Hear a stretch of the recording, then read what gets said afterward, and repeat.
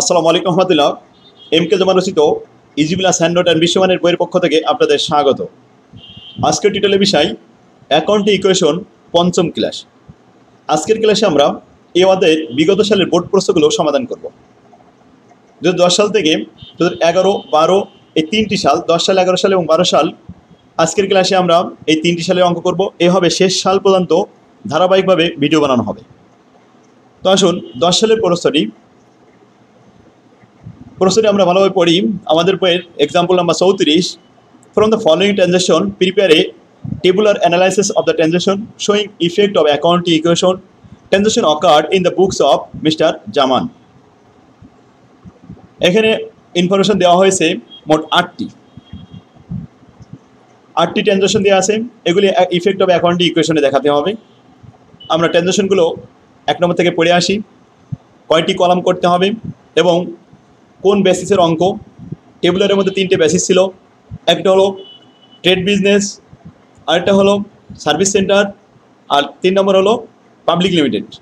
তো এই অঙ্কটি আমরা পড়ে বুঝতে পারবো যে কোন বেসিসের অঙ্ক। প্রথমে আমরা শুরু করলাম 1 নম্বরে, স্টার্টেড বিজনেস ব্রিং ইন 1 লক্ষ টাকা ক্যাশ, ইনভেন্টরি 2 লক্ষ টাকা, ফার্নিচার 1 লক্ষ টাকা অ্যান্ড ইকুইপমেন্ট 1 লক্ষ টাকা। ব্যবসার শুরুতে নগদ নিয়ে আসলে 1 লাখ টাকা, ইনভেন্টরি মজুত পণ্য। সেক্ষেত্রে যখন দেখবো মজুত পণ্য আছে, এটা ক্রয় বিক্রয় সংক্রান্ত অঙ্ক, তার মানে এটা ট্রেড বিজনেস। তো ফার্নিচার আছে 1 লাখ, ইকুইপমেন্ট আছে 1 লাখ, সব মিলে ক্যাপিটাল হলো 5 লাখ টাকা। তাহলে যাবেদা হবে cash debit, inventory debit, furniture debit আর ইকুইপমেন্ট ডেবিট, ক্যাপিটাল ক্রেডিট। আমরা বুঝতে পারলাম এটা ট্রেড বিজনেস। তো কয়টা কলাম হবে? ক্যাশের জন্য একটা, আর অ্যাকাউন্ট রিসিভেবল একটা, 2টা কলাম, আর ইনভেন্টরি 3 নম্বর কলাম, ফার্নিচার 4 নম্বর কলাম, ইকুইপমেন্ট 5 নম্বর কলাম। তাহলে অলরেডি আমরা 5টা কলাম পেয়ে গেছি অ্যাসেট সাইডে। আর এরপরে যদি সাপ্লাইজ থাকে তাহলে প্রশ্নটা ভালোভাবে আগে পড়ে নিতে হবে। 2 নম্বর লাইন পড়ে আমরা purchase of goods on account, পণ্য ক্রয় করা হয়েছে, তাহলে inventory debit, account payable credit. Inventory ঘর আমরা অলরেডি বলেছি। এবার আসুন 3 নম্বর, 3 মান্থ রেন্ট 15,000 টাকা ওয়াজ পেইড ইন অ্যাডভান্স। এই যে অগ্রিম যদি কোনো ভাড়া দেওয়া হয়, অগ্রিম যদি কোনো বিমা দেওয়া হয়, অগ্রিম কোনো খরচ প্রদান করলে প্রিপেইড নামে একটা ঘর আসে। তাহলে 6টা ঘর হলো এবার অ্যাসেট সাইডে, প্রিপেইড একটা ঘর আসলো। সোল্ড গুডস ফর ক্যাশ, ক্যাশে যোগ হবে, আর কস্ট অফ গুডস সেলে মাইনাস হবে, অর্থাৎ ইনভেন্টরি মাইনাস হবে, প্রফিটে যাবে, অর্থাৎ এর জন্য আলাদা কোনো ঘর লাগবে না। পেইড টাকা 1,80,000 টাকা in full settlement for transaction number 2 তারিখে আমরা যে ক্রয় করেছিলাম 2 লাখ টাকার, ওখানে আমরা ফুল পেইড করলাম ফুল সেটেলমেন্টে, অর্থাৎ 20,000 টাকা ডিসকাউন্ট সহকারে টাকা প্রদান করলাম। সেক্ষেত্রে দেখুন এখানে কোনো ঘর বৃদ্ধি পাবে না। তবে এখানে আমাদের কোন কোন জায়গায় যাবে এটা আমরা বলতে পারি। যখন পেইড করলে ক্যাশ ক্রেডিট হয়ে যায়, ক্যাশের থেকে মাইনাস হবে, আর অ্যাকাউন্ট পেবেলে মাইনাস হবে কত? 2 লাখ টাকা। আর ডিসকাউন্ট যে আমরা আয় করেছি এটা ক্যাপিটালে যোগ হবে 20,000 টাকা। আমরা প্রথমে ঘরগুলো আগে সিলেক্ট করে নিই, পরে আরেকবার আমরা পড়বো। এবং তো আমরা 6টা কলাম দেখেছি অ্যাসেট সাইডে, আর লাইবিলিটি সাইডে আমরা দেখলাম মাত্র 2টা কলাম, অ্যাকাউন্ট পেবেল আর ক্যাপিটাল। এখনো নোট পেবেল আসেনি। 6 নম্বর বলছে sale of goods on credit, বাকিতে বিক্রি করা হয়েছে 2 লাখ টাকা, তাহলে অ্যাকাউন্ট রিসিভেবল ডেবিট। আর এখানে ইনভেন্টরি কমবে 1.5 লাখ টাকা, আর 50,000 টাকা লাভ হবে, এই প্রফিটটা যোগ হবে ক্যাপিটালে। যোগ, এর জন্য আলাদা কোনো ঘর আসলো না। এখন সাপ্লাইসের কোনো ঘর আমরা এখনো পাইনি। Receive cash from credit sell for transaction 6 তারিখে আমরা এই 6 নম্বর ট্রানজ্যাকশন যে আমরা 2 লাখ টাকা বিক্রি করলাম, ওখান থেকে টাকা আদায় করা হয়েছে, তাহলে ক্যাশে যোগ হবে। কত টাকা আদায় করা হয়েছে? 10% ডিসকাউন্টে। 2 লাখে 10% ডিসকাউন্ট করলে হয় 20,000 টাকা। 20,000 টাকা বাদ দিলে কত থাকে? 1,80,000 টাকা ক্যাশে যোগ হবে, আর 2 লাখ টাকা অ্যাকাউন্ট রিসিভেবলে বিয়োগ হবে, এবং ক্যাপিটাল থেকে মাইনাস হবে 20,000 টাকা ডিসকাউন্ট এক্সপেন্স নামে। Clear? 1 month rent is to be treated as expenses. 1 মাসের খরচ, রেন্ট মানে ভাড়া, খরচ হিসেবে দেখাতে হবে। 3 মাসে 15,000 টাকা হলে 1 মাসে কত হয়? 5,000 টাকা। তাহলে 5,000 টাকা আমাদের প্রিপেইড রেন্ট থেকে বাদ যাবে, এবং ক্যাপিটাল থেকে মাইনাস করতে হবে, বাদ দিতে হবে রেন্ট এক্সপেন্স নামে। 8টা এন্ট্রি আমরা পড়লাম। পরে আমরা যে ঘরগুলো পেলাম, আমরা এবার ছকটা তৈরি করি।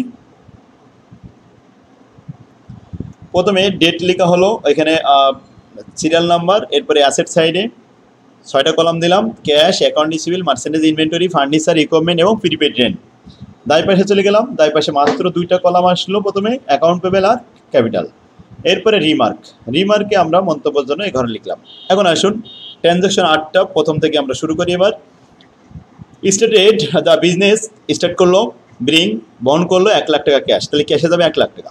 ইনভেন্টরি মূল পণ্য 2 লাখ টাকা, ফার্নিচার 1 লাখ টাকা, ইকুইপমেন্ট 1 লাখ টাকা।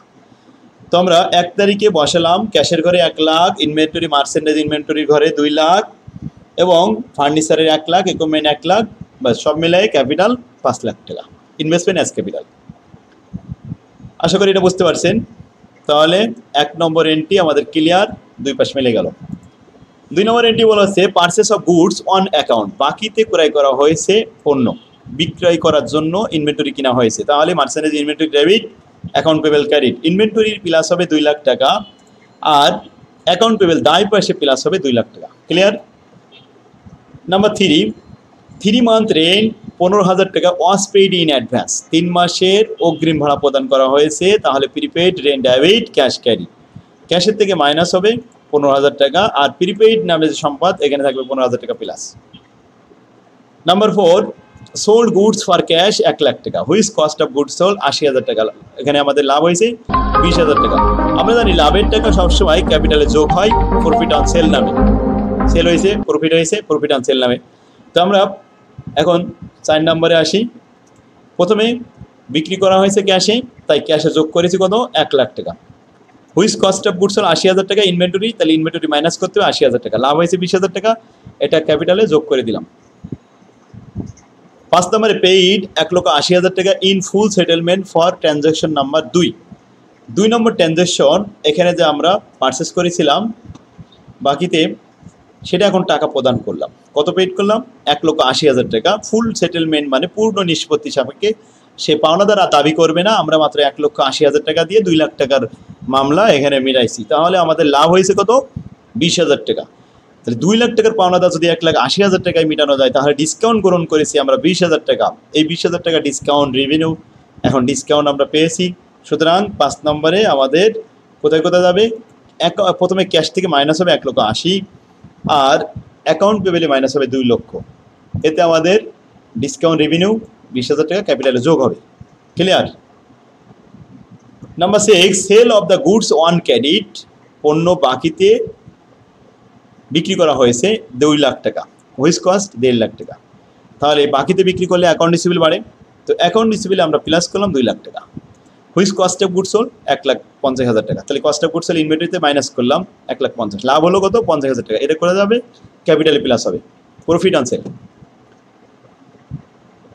7 নম্বরে বলা হচ্ছে receive cash from credit sell for transaction number 6 নম্বর ট্রানজাকশনে যে আমরা বিক্রি করলাম ওখান থেকে আমরা ক্যাশ পেয়েছি। তাহলে ক্যাশে এখন যোগ হবে কিন্তু 2 লক্ষ টাকার 10% ডিসকাউন্ট বাদ দিয়ে যোগ করতে হবে। 90% থাকবে 9 দুগুণে 18, 1,80,000 টাকা আমাদের ক্যাশে আসবে আর দেনাদারের থেকে 2 লাখ টাকা মাইনাস করতে হবে এবং 20,000 টাকা যে লস হয়েছে আমাদের ডিসকাউন্ট এক্সপেন্স নামে ক্যাপিটাল থেকে মাইনাস করতে হবে। তাহলে আসুন আমরা 6 তারিখে গেলাম, 7 নম্বরে ক্যাশে এখানে 1,80,000 টাকা লিখলাম, দেনাদার 2 লক্ষ টাকা মাইনাস করলাম আর 20,000 টাকা যে আমাদের লস হয়েছে এটা ডিসকাউন্ট এক্সপেন্স নামে মাইনাস করে দেওয়া হলো। 8 নম্বরে 1 month rent is to be treated as expenses, 1 মাসের ভাড়া খরচ হিসেবে দেখাতে হবে। 3 মাসের ভাড়া আমাদের প্রিপেইড ছিল 15,000 টাকা, 1 মাসে কত 5,000 টাকা। তাহলে প্রিপেইড থেকে আমরা 5,000 টাকা মাইনাস করব আর রেন্ট এক্সপেন্স নামে ক্যাপিটাল থেকে 5,000 টাকা মাইনাস করব। ক্লিয়ার? এখন আসুন আমরা যোগ করি, এগুলো যোগ বিয়োগ করে ব্যালেন্স এসে 1,85,000, এ পাশে ব্যালেন্সটা নীল, তারপরে 1,70,000, এর ফার্নিচার 1 লক্ষ, ইকুইপমেন্ট 1 লক্ষ, এরপরে প্রিপেইড রেন্ট 10,000 টাকা ব্যালেন্স থাকলো। এই 6টা যোগ করে আমাদের পেয়েছি কত 5,65,000 টাকা। দায় পাশে দেখলাম অ্যাকাউন্ট পেবেলের ব্যালেন্স নীল হয়ে গেছে আর ক্যাপিটাল 5,65,000 টাকা, তাহলে 5,65,000 টাকা লাইবিলিটি আর অ্যাসেট সাইডে 5,65,000 টাকা মিলে গেছে, তার মানে অ্যাকাউন্ট ইকুয়েশন সঠিক হয়েছে। শিখে দেখুন, এই ছিল আমাদের 10 সালের প্রশ্নটি। এটা খুব ইম্পর্টেন্ট। কোন বেসিস ছিল? 2 নম্বর ফরম্যাটের 2 নম্বর বেসিস ট্রেড বিজনেস কনসার্ন। 11 সালে এটাও ট্রেড বিজনেস কনসার্ন। দেখুন Mohammad enterprise completed the following transaction July 2011, July 1, July 1 তারিখ, 3 তারিখ, 4 তারিখ, 8 তারিখ, 10 তারিখ, 15, 20, 25, 30 এবং 31 তারিখ পর্যন্ত ইনফরমেশন দেওয়া আছে।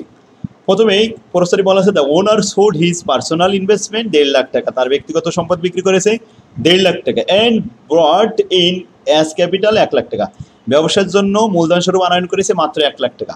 তাহলে মূলধন ওই 1 লাখ টাকায় বিবেচনায় আসবে, cash debit capital credit 1 lakh টাকা। এখানে আমাদের 1.5 লাখ টাকার কোনো এন্ট্রি নেই। এরপরে আসুন আমরা প্রথমে তাহলে কোথায় গেল, ক্যাশে আর ক্যাপিটালে দুইটা ঘরে গেল। পেইড রেন্ট 4000 টাকা, তাহলে রেন্ট ডেবিট ক্যাশ ক্রেডিট, ক্যাশের থেকে মাইনাস হবে আর ক্যাপিটাল থেকে রেন্ট এক্সপেন্স নামে মাইনাস হবে।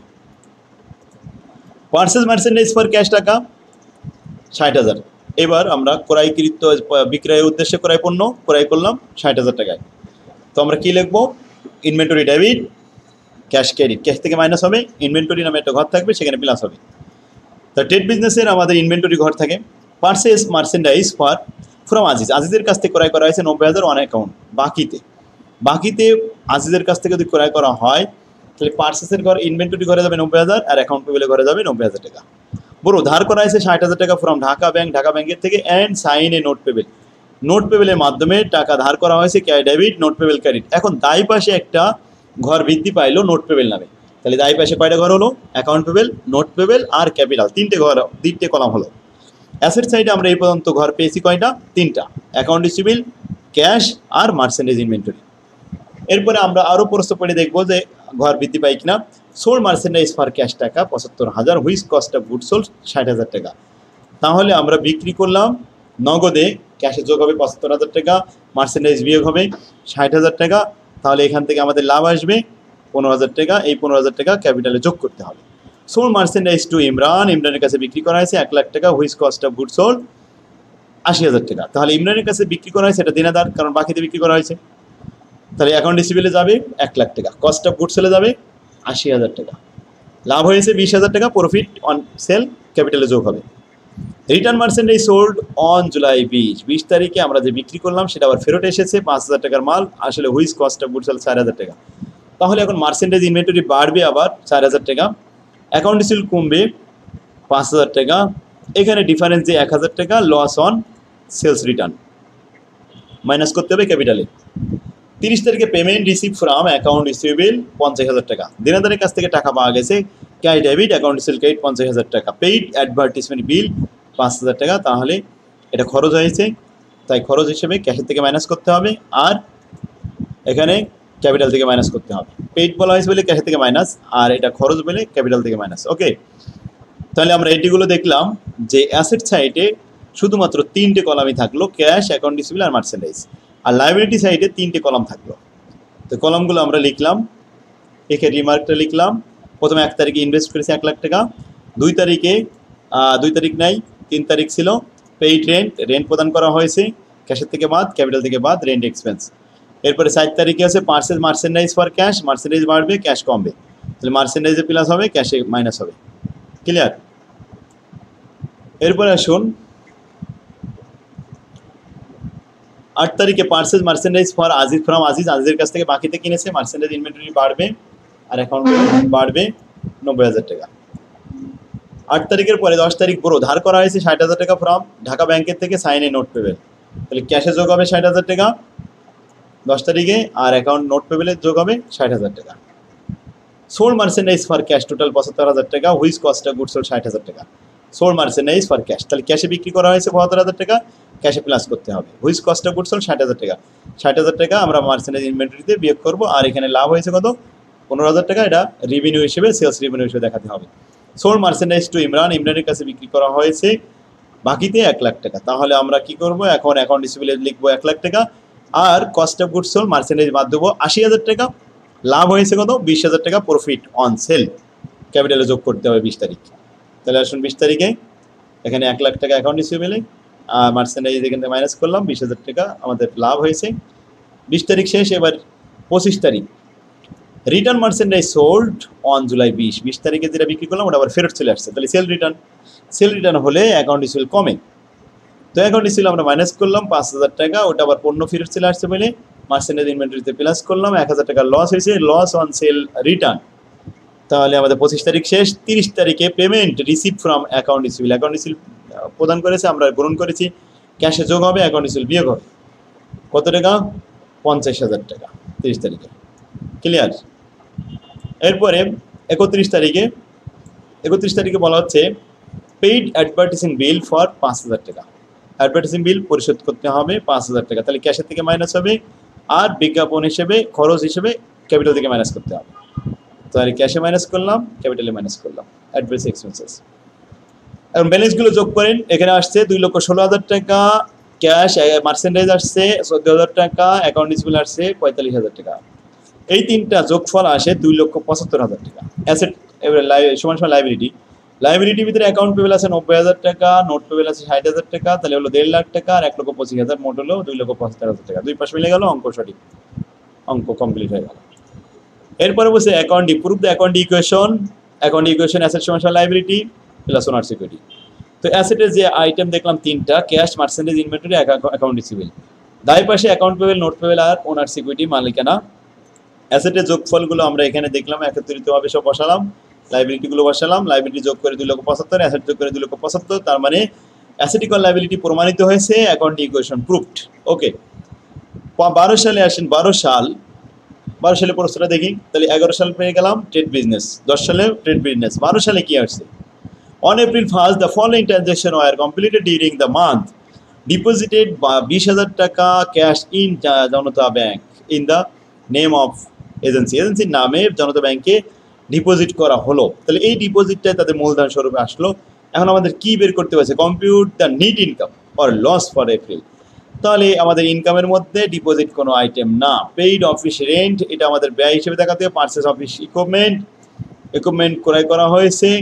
এরপরে income incurred the advertisement expense cost 300 টাকা ওয়ান অ্যাকাউন্ট, অ্যাডভার্টাইজিং ব্যয় হয়েছে 300 টাকা, বকেয়া রয়েছে। পেইড 600 টাকা cash for the office supplies, ব্যয় হয়েছে 600 টাকা। আর 9,000 টাকা ফর সার্ভিস রেন্ডার, ক্যাশ 1,000 টাকা আদায় হয়েছে। Receive from customer and balance 8,000 টাকা বকেয়া আছে। উইথড্র উত্তোলন করে নিয়ে গেছে মালিক 200 টাকা, ক্যাশ ফর পার্সোনাল ইউজ, এটা আমাদের ক্যাপিটালে ওনার সিকিউরিটিতে যাবে। Paid the amount due in transaction 5। এখন 4 নম্বর ট্রানজ্যাকশন, আমাদের এখানে ইনকার্ড অ্যাডভার্টাইজিং কস্ট হয়েছিল বাকিতে, সেটা পেইড করা হলো। তাহলে লিখতে হবে অ্যাকাউন্ট অ্যাডভার্টাইজিং পেবেল ডেবিট আর cash credit. Paid the employ salary, এখন 1200 টাকা এমপ্লয় স্যালারি প্রদান করা হয়েছে, salary debit, cash credit. Receive 8,000 টাকা ইন ক্যাশ ফ্রম কাস্টমার, কোন কাস্টমারের কাছ থেকে পাওয়া গেছে? হু হ্যাড বলছে who were bill in transaction 6 তারিখে যে বকেয়া ছিল 8,000 টাকা, সেই লোকটা এখন টাকা দিয়ে গেছে 8,000 টাকা। তাহলে cash debit, account receive credit 8,000 টাকা। ক্লিয়ার? এখন এই প্রসেসটা পরে আমরা যেটা দেখলাম, এখানে সার্ভিস সেন্টার, এখানে কোনো পারচেস সেল এই জাতীয় কিছু নেই, পাবলিক লিমিটেড শেয়ার কোম্পানির কিছুই নেই, শুধুমাত্র সেবা দেওয়া হয়েছে। তো এখন সেবা দেওয়ার মধ্যে আমরা কি কি ঘর পেয়েছি? ইকুয়েশনের কলাম অ্যাসেট সাইডে কি কি পেয়েছি? ক্যাশ, অ্যাকাউন্ট রিসিভেবল আর অফিস ইকুইপমেন্ট, এই তিনটা। এখন আমাদের কি করতে বলা হয়েছে? শুধুমাত্র ইনকাম স্টেটমেন্ট করতে হবে, আর কিছু না। তাহলে ইকুয়েশনও করা লাগবে না। ইনকাম স্টেটমেন্ট করার জন্য আমাদের আয়গুলো সব এখানে লিখতে হবে। আয় হয়েছে মাত্র সার্ভিস রেভিনিউ একটা, আর অপারেটিং এক্সপেন্সগুলো এখানে অফিস রেন্ট আছে, অ্যাডভার্টাইজিং এক্সপেন্স আছে, স্যালারি এক্সপেন্স আছে, তিনটে ব্যয় বাদ দিলাম। নেট ইনকাম 7,100 টাকা, এসআই মার্কেট। এখন অ্যাকাউন্ট ইকুয়েশন করতে বললে আমরা এটা পারবো, জাবেদা করতে বললেও পারবো। ট্রানজ্যাকশন দিয়ে, একই ট্রানজ্যাকশন দিয়ে জার্নাল করতে পারবো, অ্যাকাউন্ট ইকুয়েশন করতে পারবো, ইনকাম স্টেটমেন্ট ব্যালেন্স শিট বানাতে পারবো, ট্রায়াল ব্যালেন্স, লেজার অ্যাকাউন্টও বানানো যাবে। ঠিক আছে, দেখুন যাক আলহামদুলিল্লাহ আমরা বুঝতে পারছি। তাহলে 12 সাল পর্যন্ত আজকে আমাদের ক্লাস শেষ হলো। আগামী ক্লাসে 13 সাল, 14 সাল, 15 সাল পর্যন্ত, 13 সাল থেকে শুরু করবো। আগামী ক্লাস দেখার জন্য আহ্বান রইল। আজকের ক্লাসের এই পর্যন্ত শেষ হলো। আল্লাহ হাফেজ, আসসালামু আলাইকুম ওয়া রাহমাতুল্লাহ।